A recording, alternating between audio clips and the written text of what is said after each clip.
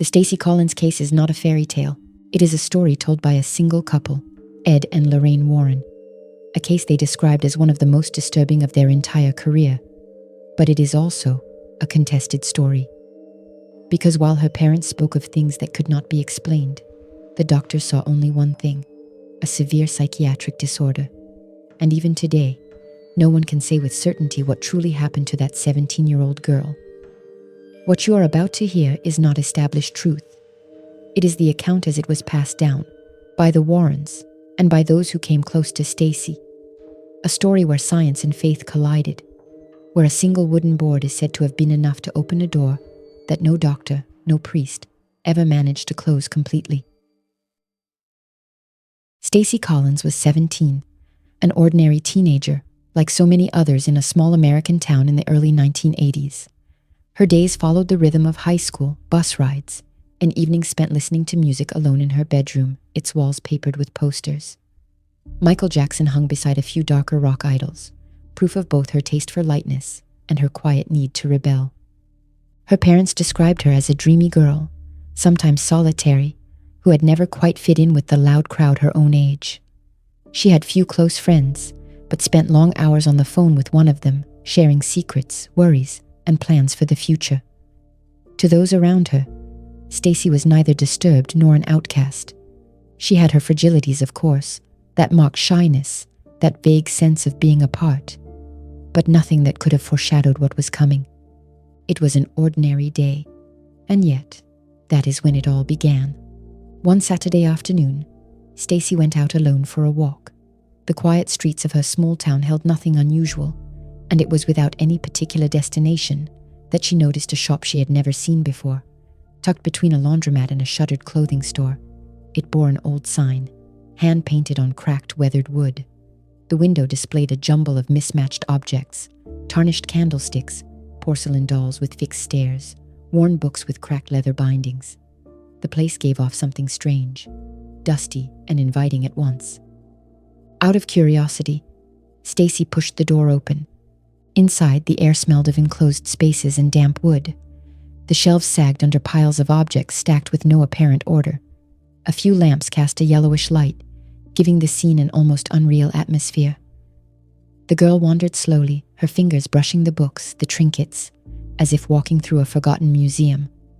That is when she saw it. A wooden board, slightly chipped along the edges, sitting on a low shelf. The letters of the alphabet were traced across it in an arc, coarsely worn by time. At the top, the words, yes and no, were still visible despite the years. Beside it, a small triangular planchette of dull plastic seemed to be waiting for someone to pick it up. Stacy crouched down, intrigued. She knew what it was. She had heard about them at school, in half-serious conversations, often accompanied by laughter and warnings. A board to speak to the spirits, some said. A ridiculous scam, the more skeptical added. But to a teenager like her, hungry for mystery, always searching for something different, the object had something fascinating about it. She timidly asked the old man behind the counter for the price. He looked at her for a moment, the faintest smile on his lips, then named a modest sum. A few bills later, the board was in Stacy's hands, carefully slipped into a brown paper bag. She left the shop, her heart beating a little faster, caught between excitement and the feeling of having bought something forbidden. That evening, when she went up to bed, her parents noticed nothing.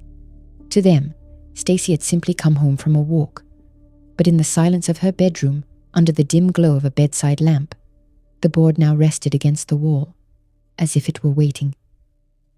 And Stacy, without knowing it yet, had just opened a door she would never be able to close. A few days after bringing the board home, Stacy finally mentioned it to a close friend, a girl her own age, the one she spent long phone calls with. Her tone was light, almost conspiratorial. She had found something amusing and wanted to show her. One evening after school, the friend agreed to come over. In Stacy's bedroom, the made bed, the posters on the wall, the little bedside lamp, everything felt familiar, almost mundane. The Ouija board lay on the rug. At first, none of it was frightening. The two girls settled facing each other, knees crossed, hearts beating a little harder than usual, They laughed nervously, egging each other on as if about to take on a ridiculous but thrilling dare. Stacy gently placed the triangular planchette at the center of the board. She invited her friend to rest 2 fingers on it as well. Silence fell, heavy. The tick of the hallway clock, amplified by the attention they paid to every sound, seemed to echo through the room. The first question was harmless. "Is anyone here?" The planchette stayed still. The girls exchanged an awkward smile. They tried again. "Does anyone want to speak with us?" This time, the triangle moved slightly, too slightly. They burst out laughing, each accusing the other of moving it on purpose. A few minutes passed like this. Small shivers, stifled laughter, doubt. Then with more questions, the planchette began to trace the letters more decisively. Simple answers appeared. Yes, no, meaningless names. Nothing that seemed truly disturbing. But the atmosphere shifted, subtly at first. The planchette's movement quickened, as if a sharper energy suddenly ran through the board. The letters strung together fast, forming less innocent words.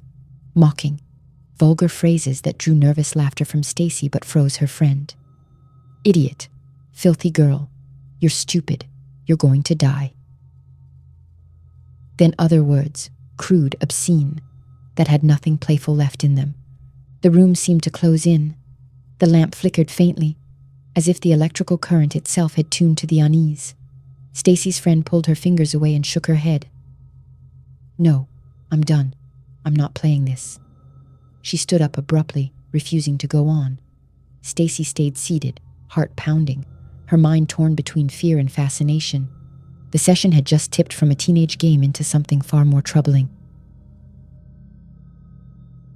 That night, after her friend left, Stacy brought the board into her room. She set it on her desk and watched it for a long time, as if the carved wood held a silent promise. The silence of the house felt almost oppressive. Her parents talked downstairs, carefree, unaware of what their daughter had brought home. And a few days later, she gave in to the temptation. Alone, sitting on the rug, she placed her fingers on the planchette again. No laughter to mask the apprehension, no friend to share the experience, only the beat of her own heart and the shadows on her bedroom walls. The answers came back, simple at first, as if someone on the other side were still waiting for her. Then, night after night, the communication seemed to settle in. Stacy asked questions, received sentences. Nothing spiritual, nothing grand, but enough to keep her awake late every night, coming back again and again. Very quickly it stopped being a game. The board became a habit, almost a need. Every night, Stacy returned alone, unable to resist, as if something on the other side were always waiting for her. At first, nothing betrayed the slightest threat. The Collins house went on breathing to the usual rhythm of summer days. But barely a few days after Stacy's first nightly sessions, something changed imperceptibly in the air. It was the mother who first noticed a detail that ran her blood cold. Walking into her daughter's room one morning, she made out a series of deep marks on the wall at the height of the bed, irregular gouges arranged in groups, as if a hand armed with claws had raked the surface, leaving behind an indelible trail. Intrigued, she ran her fingers over the paint. Dust still crumbled away, proof the marks were fresh. She called her husband, who came running. Together, they stared in silence at these lines rising from bottom to top, some within an obvious reach of a teenager, but others nearly touching the ceiling, far beyond what a human hand could have scratched. The father frowned, searched for a rational explanation, a moved piece of furniture, an object dragged against the wall, but nothing in the room was damaged. Nothing could have made such a pattern. The marks looked too much like fingers, parallel, evenly spaced, like the prints of an invisible hand. Stacy, witnessing the scene, stood motionless. She did not deny it, nor did she try to explain herself. Her eyes followed her parents' movements without emotion, as if the discovery had nothing to do with her. That silence weighed heavily, because it left a dull dread hanging in the air. If it wasn't her, then what? The Collinses tried to forget. Perhaps a coincidence, perhaps an unconscious gesture by their daughter. But the episode marked the beginning of a slide that nothing would stop. The very next night, the walls seemed to fill with a presence. In the heart of the silence, small sounds appeared. So faint at first, they could pass for creaking wood or pipes. But the sharp knocks always came back to the same spot, always at the same hour. A double blow followed by a long silence, then another, as if something behind the partition were knocking to announce itself.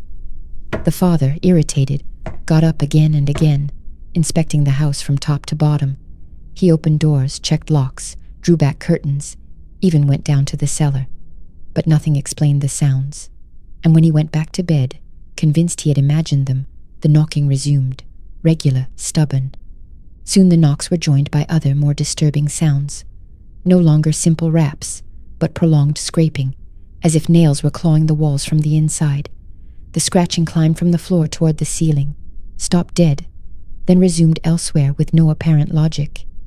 At times it seemed to encircle the house, running along the walls like an invisible hand searching for a crack.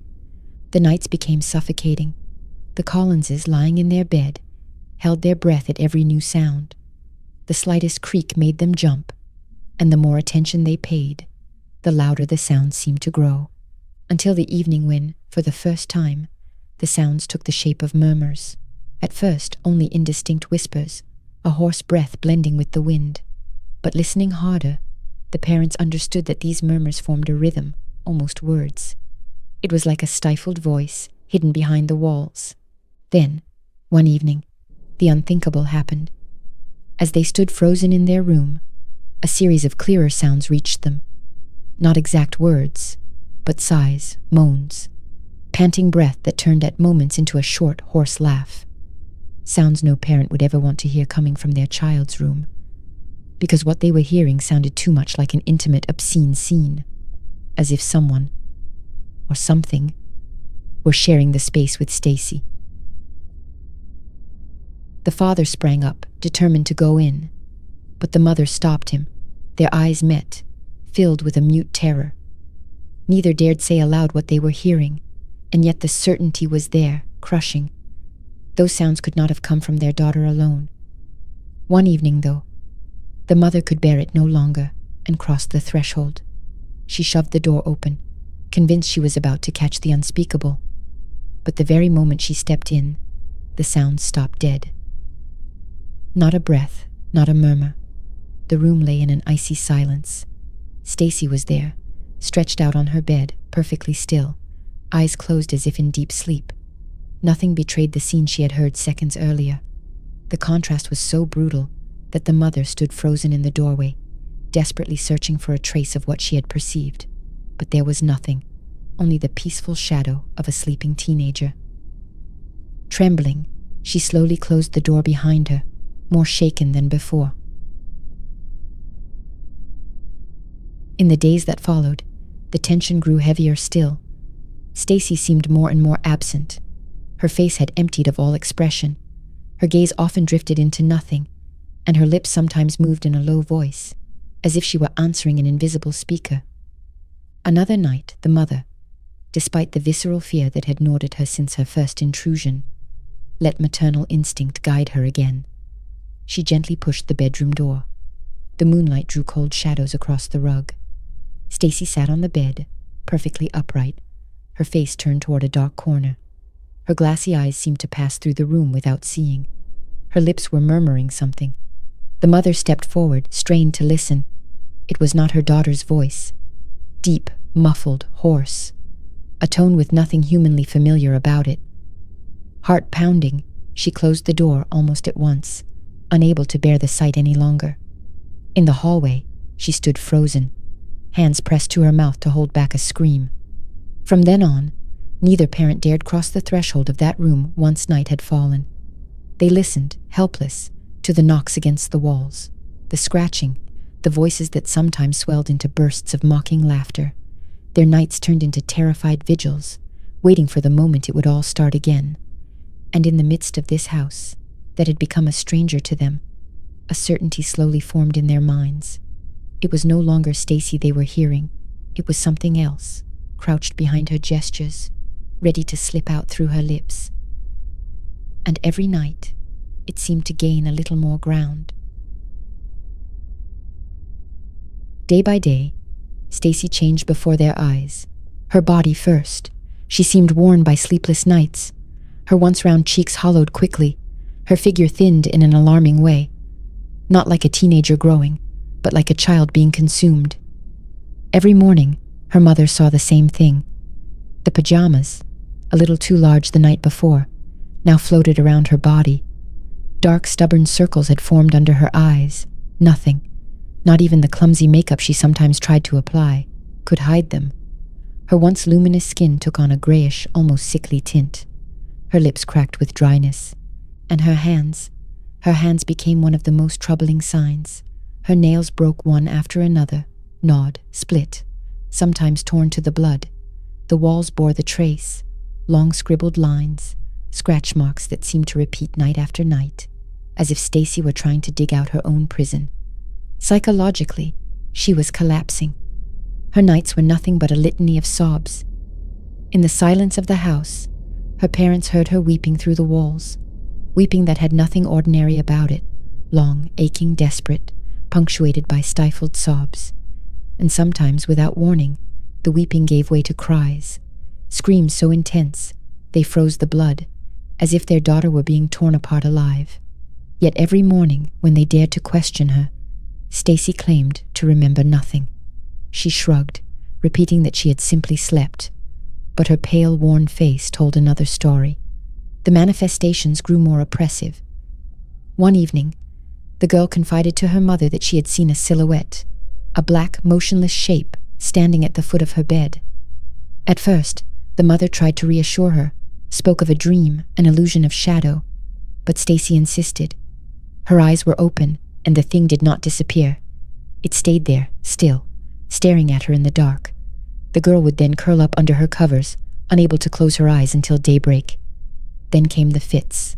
They erupted without warning. In the middle of a conversation or a meal, Stacy would suddenly begin to shake. Her body convulsed. Her arms and legs struck the furniture in chaotic agitation. Her eyes rolled back, showing only the white. Her mouth twisted, letting out guttural sounds that had nothing of a child's clear voice. In those moments, the insults poured out with unbearable brutality. Stacy, who had never once raised her voice against her parents, began spitting foul words with a hatred they did not recognize. Sometimes, she even threw herself at them, clawing, biting, as if a foreign rage had seized her fragile body. Each fit left her drained, sprawled on the floor or slumped on her bed, catching her breath in a state of extreme exhaustion, unable to explain what had just happened. But in her eyes at times, a troubling glint would shine, an expression that did not quite belong to their daughter. Little by little, the whole house fell into the rhythm of these episodes. The father began locking the doors, removing sharp objects as if their own child were now a danger. The mother no longer dared to sleep. She sat in the hallway, a few feet from Stacy's room, ear straining, watching for the faintest sound like a sentinel at the edge of an abyss. The Collinses understood they had crossed a line. The scratches on the walls and the nighttime sounds were no longer merely unsettling phenomena. Now it was their daughter fading before their eyes. And worse still, something seemed to be taking her place. The escalation finally became unbearable. One night, as Stacy writhed in pain on the floor, eyes rolled back, mouth foaming, her parents had no choice but to call for help. The commotion had woken the neighbors, and the girl's tearing screams gave the impression that someone was being murdered inside the house. The ambulance arrived in a chaos of flashing lights. The paramedics found Stacy semi-conscious, her body shaken by convulsions, her skin cold and clammy. Her mother wept, clinging to her daughter's arm, while the father, stunned, no longer knew what to do. At the hospital, the doctors ran the first examinations. The diagnoses came fast: severe psychotic episode, acute psychiatric crisis. They spoke of schizophrenia, of dissociation, of hallucination. The terms piled up like so many labels, but none was truly reassuring. Treatment began: medication, sedatives, anxiolytics, then antidepressants. The nurses tried to keep Stacy in her bed, but the fits returned with relentless regularity. The teenager's body, too young to withstand such a flood of chemicals, grew more fragile still. She wasted away before their eyes, shut in a white room that smelled of disinfectant. The doctors, however, held firm. This was not a spiritual phenomenon, but a medical disorder. The parents were told, again and again, that they had to accept the care, arm themselves with patience, that psychiatry would have the last word. But the mother saw something else. She saw her daughter speak in voices that were not her own. She heard her utter insults no girl her age could have invented. She saw her contort as if her very skeleton were being held hostage. Distraught, exhausted by weeks of nightmare, she made a radical decision. In secret from the medical staff, she contacted a couple she had read about in the press, Ed and Lorraine Warren. Their reputation was already made. To some, they were frauds. To others, pioneers able to discern evil where science stood powerless. To the mother, they represented a last hope. She picked up the phone, her voice trembling, and told them everything. Lorraine, on the other end of the line, stayed silent for long seconds before answering that they would come. A few days later, the couple arrived at the hospital. Their presence in that ultra-rational place of medicine caused an immediate unease. The medical staff watched them with suspicion, some openly hostile. The Warrens were not welcome here. When the mother asked that they be allowed to see Stacy, she met a flat refusal. They aren't doctors. They're priests. They have no business here. But the mother insisted, begged, repeating that it was her right. Her daughter was slipping away, and if medicine could do nothing, then she had to at least try something else. Finally, faced with her insistence and the general exhaustion, they gave in. The door of the room opened. Lorraine was the first to enter. Barely had she crossed the threshold when an invisible pressure seemed to fall over her. Her breath grew short, her hands clenched. She later confided that she had felt an oppression so intense, it seemed the very air was poisoned. In the pallid hospital light, Stacy lay on her bed, thin arms held down by restraint straps, eyes half open, a murmur escaping her throat. Ed stood back, watching the scene with gravity. He knew the controversy would only grow, the word of the doctors against what he and his wife would claim to have perceived. But at that precise moment, the debate mattered little. All that counted was the palpable, suffocating presence of a force that had nothing human about it. When Ed and Lorraine came back out of the hospital, they were convinced that what they had felt around Stacy was not medical in origin. The mother, exhausted, followed them with her eyes as if clinging to them to keep from sinking. In the pallid corridor that smelled of disinfectant, Lorraine gently placed a hand on her arm and told her they needed to see the house, where it had all begun. The woman nodded, almost relieved that someone had finally put into words what she had not dared to say. A few days later, they went together. From the outside, the house had nothing hostile about it. A plain facade, a small garden, drawn curtains like any suburban home.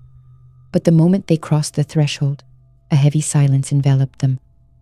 Lorraine felt at once that same oppression, as in the hospital room, but denser, more rooted. They walked slowly through the rooms, the mother at their heels, nervous, as if rediscovering her own home through their eyes. The kitchen seemed ordinary, but the air there was colder than outside. In the living room, Lorraine stopped dead. An acrid smell, almost imperceptible, still lingered, like sulfur. The mother frowned. She sensed nothing. It was climbing to the upper floor that things took another turn. Lorraine stopped in front of Stacy's room. The door was ajar. She entered first. Inside, the walls still bore the marks of restless nights. Scratches on the plaster, crumpled sheets abandoned in a corner, and that diffused, tenacious sense of not being alone. Ed noticed almost at once a box slid halfway under the bed. He knelt, pulled it toward him, and drew out a worn Ouija board, its plastic planchette slightly cracked. He set it on the bed. The mother's eyes went wide. "What is—" Her voice broke. She swore she had never seen this object, that she had no idea her daughter owned one. Her disbelief was sincere, almost panicked. She shook her head, repeating that there must be a mistake, that Stacy would never have dared. Ed said nothing at first. He studied the board the way one studies a weapon still warm after being fired. Then he drew a deep breath. "This is how it all came in," he murmured. She opened a door she couldn't close.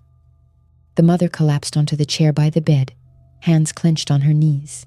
She refused to believe it, but deep down, a part of her already knew that this explanation gave meaning to the nightmare that had devoured her daughter. From that moment, the atmosphere of the house seemed to grow heavier. The Warrens stayed on, noting every detail, every manifestation. Lorraine declared she felt a shifting presence, almost tangible. The hours that followed were marked by a succession of phenomena the mother had never seen accumulate with such intensity in so little time. Sharp knocks suddenly burst inside the walls, as if someone were striking from within. A wardrobe vibrated, then began to shake so violently that the glasses set on top slid off and shattered on the floor. A cry, guttural, inhuman, rang through the house, without anyone able to locate its source. The mother pressed her hands to her ears. Lorraine, her face set, stood motionless, as if listening beyond the sound itself. Then the smell arrived, heavy, suffocating, a scent of sulfur, of rotten eggs, filling the hallways to the point of nausea. The mother threw the windows open in a panic, but the outside air seemed powerless to drive out the stench. While everyone was still in the room, a more violent phenomenon erupted. The mattress caved in sharply, as if an invisible body had thrown itself down with all its weight. Lorraine stepped back, pale. She drew closer, fists clenched, her gaze fixed on that emptiness where something, unmistakably, had just settled. And then the voice. Not Stacy's. She was not there. But a deep, strangled voice rose from the corner of the room, uttering guttural words in a language no one understood. The mother, terrified, asked what it meant. Lorraine, in a tense voice, answered that they were in the presence of an entity that no longer merely occupied her daughter's mind. It now inhabited their house. The phenomena kept coming, as if to confirm her diagnosis. A frame tore from the wall, footsteps echoed on the stairs. At one point, the impression of a warm breath against an ear, followed by an indistinct murmur. Then everything stopped as abruptly as it had begun. The silence fell, heavy and stifling. Lorraine, pale, declared that the entity was not merely present, it was rooted, and that Stacy, even hospitalized, remained bound to it. The couple exchanged a grave look. They knew what this meant. The church would have to be called. No other recourse would suffice. The mother, tears in her eyes, understood the unspoken. If all this was true, then the only way out would be a ritual few dare to say aloud, an exorcism. Lorraine drew a deep breath, and in a soft but firm voice, spoke the words that rang out like a sentence.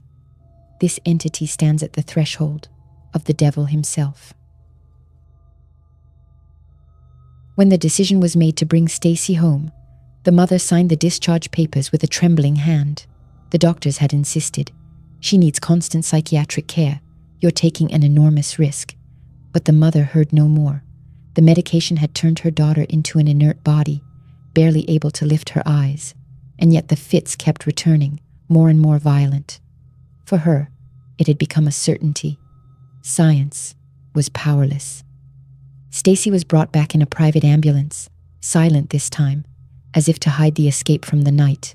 When she crossed the threshold of the family home again, her vague gaze swept the rooms without recognition. She was no more than a shadow. And yet, as the familiar air surrounded her, an imperceptible change took place. Her lips moved, as if something were reclaiming ground it had marked. The Warrens were already waiting. Ed's face was closed. Lorraine clutched her rosary between her fingers.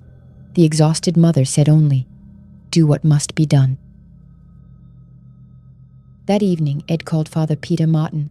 This Portuguese priest, settled a few years earlier in the neighboring diocese, was no stranger to them. Discreet, rarely mentioned in the papers, he was one of those men of faith the Warrens knew were willing to defy the hierarchy to confront the unexplained. When he answered, Ed said little. He only said, "We need you. It's urgent." The priest arrived at dawn, dressed in black, a leather case in hand. Inside, he carried the essentials: a worn Roman ritual, a massive crucifix, an aspergillum of holy water, and a small reliquary. He paused a moment before the house, studied the silent facade, then made the sign of the cross. As he entered, the atmosphere seemed to thicken. Lorraine, sensitive to every vibration, later said it was as if a slab of lead had fallen over the walls. The air smelled stale, but another, more insidious scent was beginning to rise, that sulphurous, acrid smell that would soon be tied to the presence. Stacy had been settled in her room, Her parents had not had the strength to object. On the bed, her body looked too thin, too frail, but her hands clenched on the sheets betrayed an inhuman tension. Her eyes stayed closed, forming words without sound. Father Martin sat beside her for a few moments, gently placing a hand on her forehead. Her eyelids lifted all at once, revealing a glassy, piercing stare. The voice that came out was not a teenager's. Deep and rasping, it rang as if risen from an abyss. "Get out of here. She's mine." A shiver ran through the whole room. The mother stifled a sob. The father went pale. Lorraine, eyes closed, prayed in silence. The priest straightened, opened his ritual, and lit a small candle on the dresser. The flickering light cast distorted shadows on the walls, sharpening the strangeness of the place. "In the name of the Father, and of the Son, and of the Holy Spirit." At the first words, Stacy arched violently, hurled backward by an invisible force. Her hair, plastered to her face, beat the air as if a hidden gust were blowing through the room. Her eyes rolled back, showing only the white. Then she screamed. It was the cry of a wounded animal, prolonged, that seemed as if it would never stop. The windows rattled. The terrified father backed against the wall. Ed placed himself in front of him, arms spread, as if to hold back an invisible wave. The priest went on, relentless. Each phrase in Latin rang like a hammer blow against a fragile wall, and each blow made the thing react. Stacy's body shook with uncontrollable convulsions. The sheets tore away, her head striking the mattress with unspeakable violence. A smell of sulfur filled the air, thick, suffocating. The priest raised a handkerchief to his face. The mother struggled not to faint.